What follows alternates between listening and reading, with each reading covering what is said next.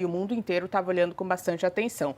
Vou chamar a atenção para a fala sobre o Irã. Tinha alguma expectativa e temores sobre o que ele poderia falar sobre o início de uma guerra, não foi isso, disse que ainda está ali no campo da negociação sobre um acordo nuclear.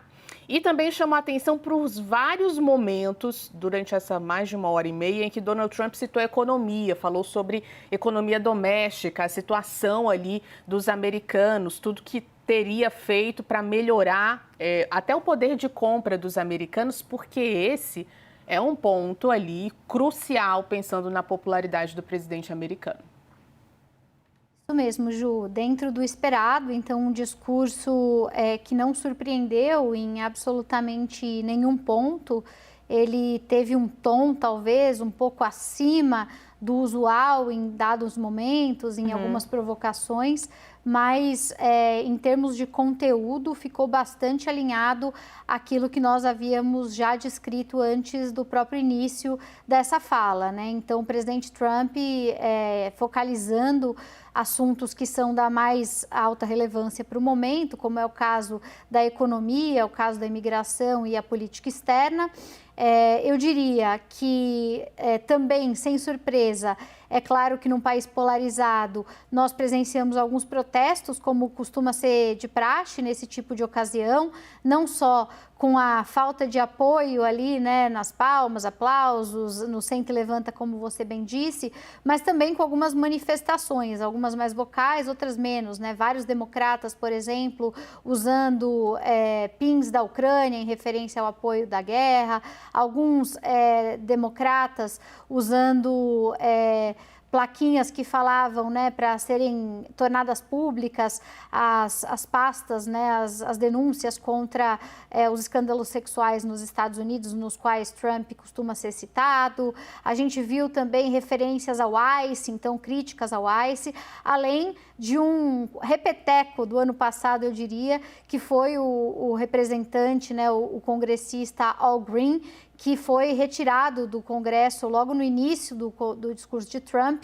Ano passado ele saiu depois de interromper o discurso, né, aos gritos. Dessa vez ele carregava uma placa que dizia "Pessoas negras não são macacos". É uma referência a uma polêmica recente nos Estados Unidos, depois que o presidente Trump compartilhou um vídeo, né, que tratava dessa maneira o casal Obama.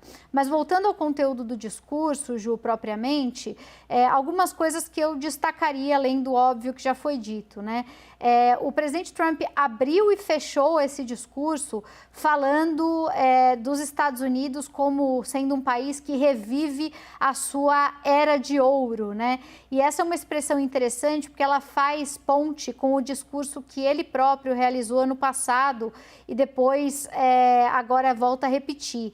Essa expressão, né, da Era Dourada, a Gilded Age, como a gente costuma chamar em história dos Estados Unidos, é proposital e diz muito sobre como Trump vê o seu segundo governo e as prioridades desse segundo governo.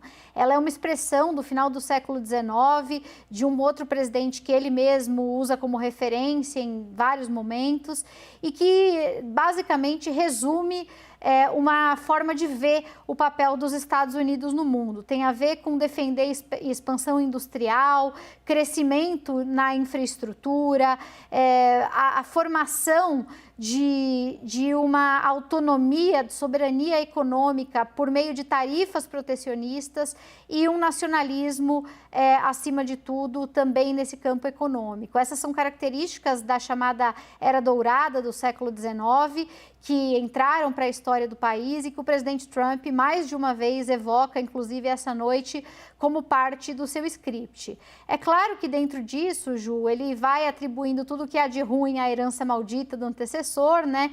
E quando tange a sua própria performance, ele vai dizer que nunca antes na história desse país as coisas foram tão boas. Para concluir, eu diria que nessa primeira rodada, um discurso um tanto quanto enérgico, que instrumentaliza o esporte, as glórias heróicas, tenta fazer disso parte de uma narrativa de sucesso e que destaca aquilo que o presidente Trump tenta construir como prestígio próprio, como parte do seu legado, mostrando que, de novo, nós estamos num país muito polarizado, em que poucos foram os momentos em que as duas alas do Congresso estiveram unidas em uníssono. Talvez ali quando se falou em combate à violência política e uma ou outra referência muito pontual, Ju.